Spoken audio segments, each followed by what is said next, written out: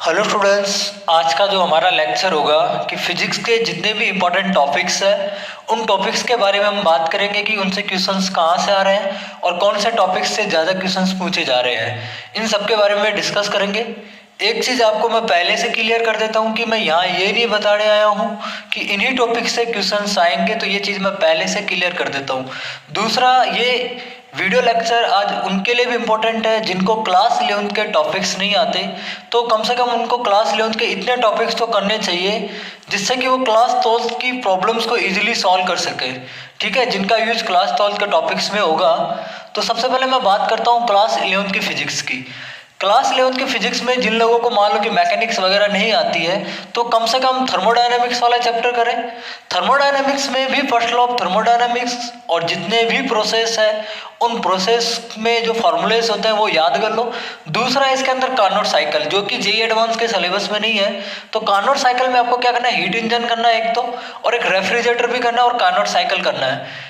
फिर एक टॉपिक है एसएचएम। एसएचएम पे जो क्वेश्चंस पूछे जा रहे हैं वो बिल्कुल सिंपल प्रॉब्लम्स होती है। जनरली इसकी जनरल इक्वेशन है उसके बेस प्रॉब्लम्स पूछी जाती है। और इसके अंदर भी जो पेंडुलम वाला पोर्शन है वो आपको करना है। सिंपल पेंडुलम रहा, कंपाउंड पेंडुलम रहा, तो वो वाला पोर्शन आपको करना है। और एसएचएम की जो जनरल इक्वेशन है और इसके जनरल फार्मूले हैं उस तरह के सवाल आपको सॉल्व करने हैं इसके अंदर। तीसरा टॉपिक है वेव। वेव के अंदर भी 2 क्वेश्चंस मिनिमम पूछे जा रहे हैं हर साल, तो वेव भी काफी इंपॉर्टेंट टॉपिक है। ओके, चौथा टॉपिक है यूनिट एंड डायमेंशन और एरर। ये दोनों टॉपिक्स में एक सवाल आता ही है जेईई मेंस के अंदर। एरर तो हर साल आता ही है और आईआईटी जेईई का फेवरेट टॉपिक है। तो एरर एंड इंस्ट्रूमेंट वाला जो चैप्टर है जिसके अंदर वलीयर कैलिपर्स है और या फिर स्क्रू गेज है, तो ये आपको आना चाहिए। तो यहाँ से एक क्वेश्चंस, वेव काफी इंपॉर्टेंट टॉपिक है। देखो, जितना मेहनत आप मैकेनिक्स वगैरह में करोगे, अगर उसकी आधी मेहनत भी इधर वाले टॉपिक्स में आपने कर दी तो आपका स्कोर फिक्स है, क्योंकि यहाँ से जो सवाल्स आते हैं वो बिल्कुल फार्मूला बेस्ड प्रॉब्लम्स जैसे सवाल आते हैं, कोई हार्ड सवाल्स नहीं आते यहाँ पे। अब मैं बात करता हूँ एक 6 नंबर टॉपिक्स के, सेंटर ऑफ मास। इसके अंदर कोई बड़ी फिजिक्स नहीं लगती। सेंटर ऑफ मास आपको निकालना आना चाहिए, किस तरह से निकाला जाता है। तो सेंटर ऑफ मास सिमिलरली इसके जैसा ही होता है मोमेंट ऑफ इनर्शिया, तो ये वाला भी आपको आना चाहिए क्योंकि सवाल पूछे जाता है मोमेंट ऑफ इनर्शिया के ऊपर बेसिस रिजिड बॉडी डायनामिक्स का एक टॉपिक है ये। फिर मैं बात करता हूँ 1D मोशन और प्रोजेक्टाइल मोशन की। शुरू में जाते हो तो अच्छे से पढ़ा होगा। तो 1D मोशन काफ़ी इंपॉर्टेंट टॉपिक है और प्रोजेक्टाइल मोशन, क्योंकि इनके फार्मूले वगैरह बहुत ज़्यादा यूज होते हैं। तो इन दोनों टॉपिक से एक क्वेश्चन आता ही है काइनेमेटिक्स से। ओके, तो 1D मोशन में क्या करना है, आपको ग्राफिकल प्रॉब्लम करना है। ठीक है, जो A = dv/dt हुआ करता है, इस तरह की रिलेशन वाली जो प्रॉब्लम्स है वो आपको सॉल्व करनी है। प्रोजेक्टाइल मोशन में ग्राउंड टू ग्राउंड और प्रोजेक्टाइल इक्वेशन है, वहां से सवाल अधिकतर पूछे जा रहे हैं, तो आपको इतना ही करना है इसके अंदर। अब मैं बात करता हूँ टॉपिक नंबर 9 की। इसके अंदर है कि आपको देखो, विस्कोसिटी आपको ढंग से नहीं पढ़ना। विस्कोसिटी में क्या करना है, आपको इसके फॉर्मूले हैं वो याद करना है। 2 ही फॉर्मूला है इसके अंदर। सरफेस टेंशन के अंदर केवल एक ही फॉर्मूला है और उसमें जो कैपिलरी वाली प्रॉब्लम है वो आपको देखनी है। थर्मल एक्सपेंशन हुआ एक फॉर्मूले, इसको याद करने हैं आपको। हीट ट्रांसफर, इसमें भी फॉर्मूले हैं वो आपको याद करने हैं। अगर एक चैप्टर है ये इलेक्ट्रिसिटी, तो इसके अंदर भी फॉर्मूले हैं वो आपको सारे याद करने हैं। तो आपको क्या करना है कि इन टॉपिक्स के अगर फॉर्मूले याद करते हो आप, तो यहाँ से कम अगर चांस बनता है तो 2 क्वेश्चंस मिनिमम मान के चलो कि यहाँ से आएंगे ही। अगर नहीं है तो मान के चलो कि 1 क्वेश्चन तो यहाँ पे आएगा ही।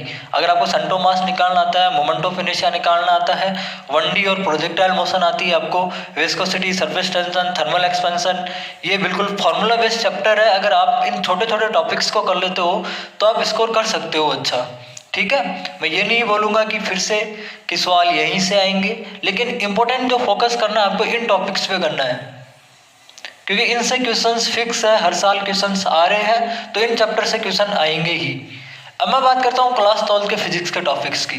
देखो, अगर जिन बच्चों को क्लास 11 का फिजिक्स नहीं आता है तो उनको देखो 3 चीज़ें सीख लो। वो एक तो है energy conservation, free body diagram कैसे बनाते हैं वो सीख लो, मोमेंटम कंजर्वेशन किस तरह से लगाया जाता है वो सीख लो, वर्क एनर्जी थ्योरम का किस तरह से यूज किया जाता है वो सीख लो। ठीक है, और काइनेमेटिक्स की जो इक्वेशन है वो सीख लो। अगर ये 4-5 चीज़ें आती है आपको तो क्लास 12 के टॉपिक्स में आपको ज़्यादा प्रॉब्लम्स नहीं आएगी। अगर आपका 11th अच्छा है तो 12th के टॉपिक्स में ज़्यादा प्रॉब्लम्स नहीं आएगी। फिर भी 11th के टॉपिक्स में ये वाले टॉपिक्स तो आप कर ही लो।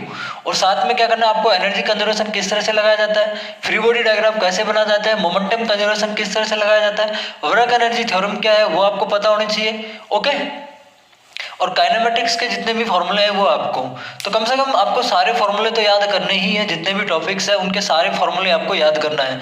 अब मैं बात कर रहा हूँ क्लास 12 का टॉपिक की। देखो 12th का पोर्शन ज़्यादा इंपॉर्टेंट है 11th के टॉपिक्स की बजाय।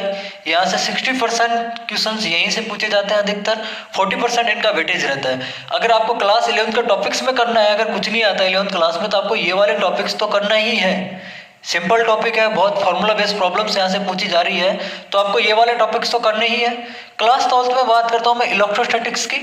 इसके अंदर आपको डाइपोल वाली प्रॉब्लम्स पे थोड़ा ज़्यादा फोकस करना है, और इलेक्ट्रिक फील्ड गॉस थ्योरम्स वगैरह पे वहाँ से क्वेश्चंस पूछे जा रहे हैं, ठीक है। और एक है कंडक्टर, ये एनसीईआरटी के अंदर मेंशन है, तो इन 3 चीज़ों पे आपको फोकस करना है इलेक्ट्रोस्टैटिक्स में।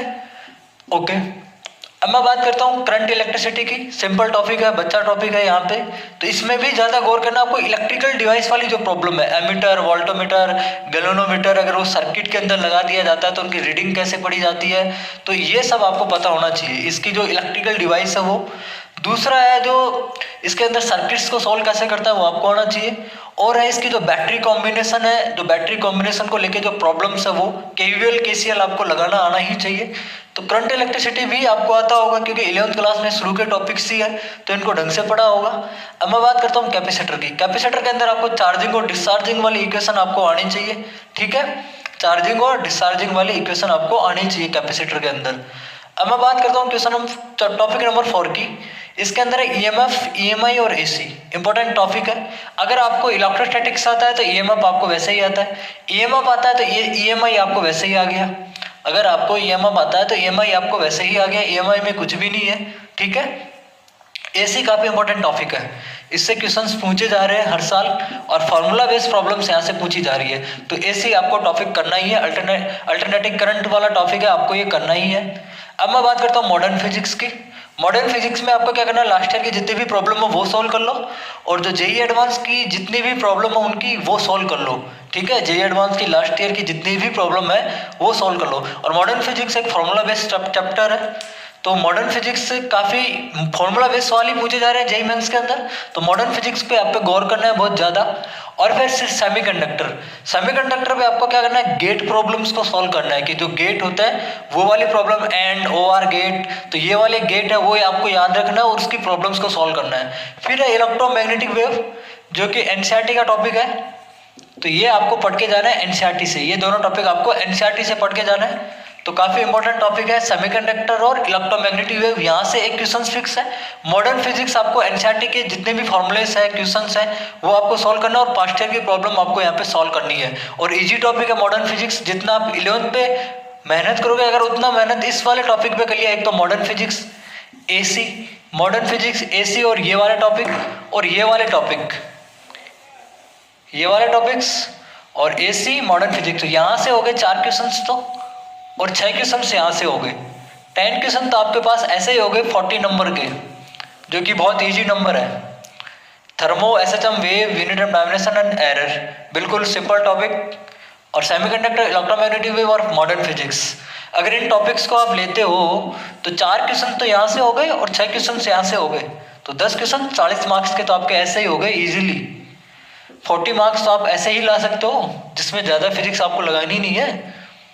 फिर बचे सेंटोमास ये वगैरह, ये मोमेंटम कंजर्वेशन वगैरह आपको लगाना आता है तो ठीक है, वरना स्किप कर दो उनको। क्लास 12 के टॉपिक्स में आ जाओ, और क्लास 12 के लास्ट ईयर की प्रॉब्लम्स देख लो किस तरह से है, वो सॉल्व कर लो, और कुछ एक्सरसाइज आपके पास होगी उनको सॉल्व कर लो। और फॉर्मूले इनके सारे चैप्टर्स के आपको याद होने चाहिए। एक टॉपिक बनता है ऑप्टिक्स, तो ऑप्टिक्स काफ़ी लंबा चैप्टर लगता है मेरे को, और उसमें बहुत ज़्यादा सवाल्स भी होते हैं, बहुत ज़्यादा फॉर्मूलेज होते हैं, तो मेरे को इतना कुछ लगता नहीं है उसके अंदर। लेकिन ये टॉपिक्स ज़्यादा इंपॉर्टेंट है, अगर आप रिवीजन कर रहे हो तो इन टॉपिक्स को आपको कंसिडर करके चलना ही है, कि यहाँ से क्वेश्चन हर साल पूछे जाएंगे ही।